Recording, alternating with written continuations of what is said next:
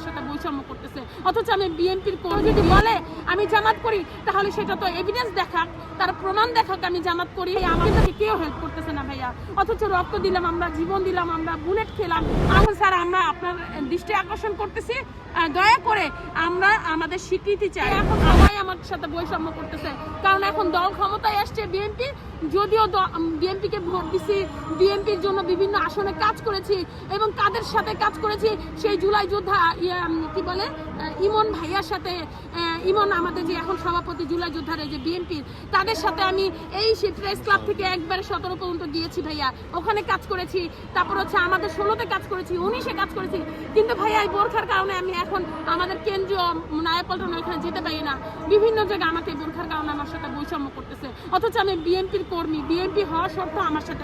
আমার এখন কথা হচ্ছে ভাইয়া, কেউ যদি বলে আমি জামাত করি তাহলে সেটা তো এভিডেন্স দেখাক, তার প্রমাণ দেখাক আমি জামাত করি।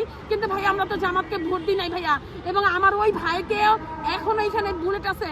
কিন্তু ভাইয়া আমরা এই মুক্তিযোদ্ধা মন্ত্রণালয়ে আসলে এবং জেলা প্রশাসকে গেলে তারা আমাকে ধাক্কা দিয়ে বের করে দেয় ভাইয়া।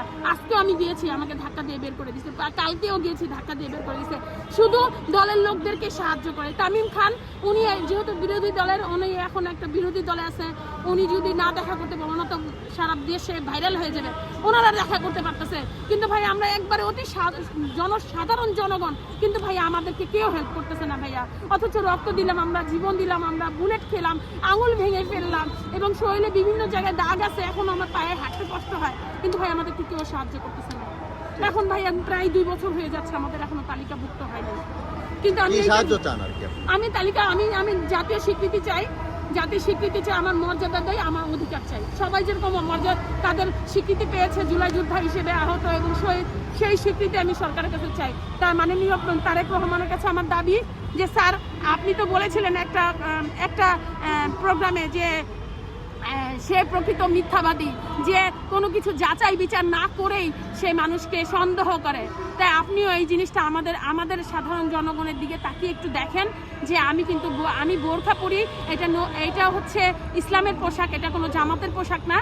কিন্তু বাট আমি আপনার দলের লোক হয়েও আমার সাথে বিভিন্ন মন্ত্রণালয়, বিভিন্ন জেলা প্রশাসকে কি বলে মুক্তিযোদ্ধা মন্ত্রণালয় এখনো বৈষম্য করতেছে।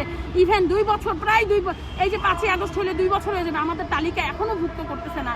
এবং এই যে শহীদ ইউসুফের মার কিন্তু আমাদের ইশরাক সাহেব কিন্তু নিজে সেটা একটা কনফারেন্স করে, সেটা কিন্তু সাংবাদিক সম্মেলন করে সেটা কিন্তু এটা স্বীকৃতি দিয়েছে এবং তাদেরটা দ্রুত হয়ে গেছে। মার্চে করেছে, এপ্রিলে, মানে 1 মাসের মধ্যে হয়ে গেছে।